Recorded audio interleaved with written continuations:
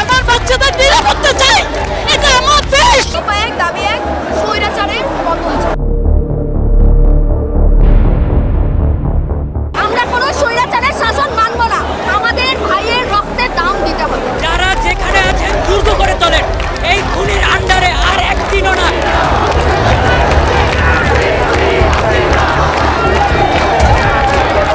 2024-এর 3 August July গণ অভ্যুত্থানের এই দিনে কেন্দ্রীয় শহীদ মিনারে লাখো জনতার সামনে এক দফা ঘোষণা করে বৈষম্যবিরোধী ছাত্র আন্দোলন। এই ঘোষণার 48 ঘন্টার মধ্যে চুরমার হয়ে যায় তখনকার আওয়ামী লীগ সরকারের সব দম্ভ। সেদিন রাজধানীর বিভিন্ন এলাকা থেকে বিক্ষোভ মিছিল নিয়ে কেন্দ্রীয় শহীদ মিনার এলাকায় জড়ো হয় শিক্ষার্থী ও সাধারণ মানুষ। কোটা সংস্কার দাবিকে ঘিরে শুরু হওয়া আন্দোলন তখন সরকার পতনের স্লোগানে উত্তাল।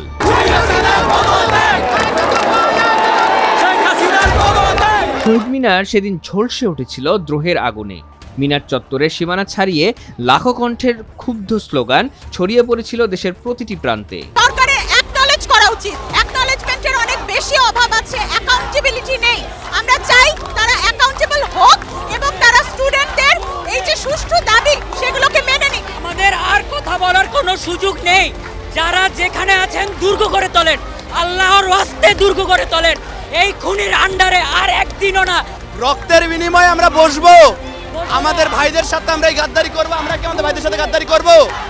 আমরা আমাদের ভাইদের সাথে কোনো গাদ্দারি করব না। এই স্বৈরাচার সরকার আর সহ্য করতে পারতেছি না, আমি ঘরে থাকতে পারতেছি না। আমার এখানে কেউ নাই, আমার কোনো সন্তান নাই, কিন্তু আমি তারপরেও অসুস্থ হয়ে যাচ্ছি। গত 2 সপ্তাহ আমি অসুস্থ। বাচ্চা, আমি সুস্থ থাকতে চাই, আমার বাচ্চাদের নিরাপত্তা চাই, এটা আমার দেশ। আমরা এই আন্দোলনের সাথে আছি শুরু থেকেই। আমাদের সন্তানরা বুকের রক্ত দিয়ে আমাদেরকে শিখিয়ে দিয়েছে যে আসলে স্বৈরাচারকে কিভাবে রুখে দিতে হয়। ফলে মানে সেই স্বৈরাচারের পতনের যে ঘন্টা, সেই ঘন্টা শুধু এখন বাজার বাকি।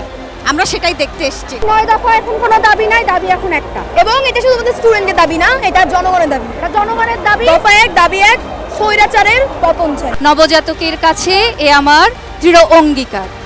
অবশেষে সব কাজ শেষে আমার দেহের রক্তে নতুন শিশুকে করে যাব আশীর্বাদ, তারপর হব ইতিহাস। আজকে আমরা ইতিহাসের কাতারে সামিল হওয়ার জন্য এইখানে দাঁড়িয়ে আছি, ইতিহাস রচনা করব। বৈষম্যবিরোধী ছাত্র আন্দোলনের পক্ষে ওই এক দফা ঘোষণা করেন সমন্বয়ক নাহিদ ইসলাম। এই ঘোষণা দেশকে নিয়ে যায় নতুন এক ইতিহাসের দ্বার প্রান্তে। আমরা আজকে এক দফার দাবিতে আজকে এখানে হাজির হয়েছি। আমরা জীবনের নিরাপত্তা, বাংলাদেশের মানুষের জীবনের নিরাপত্তা, সমাজের ন্যায় বিচার প্রতিষ্ঠার জন্য আমরা এক দফার সিদ্ধান্তে উপনীত হয়েছি। এই সরকার কোনোভাবে আর 1 মিনিটও ক্ষমতায় থাকার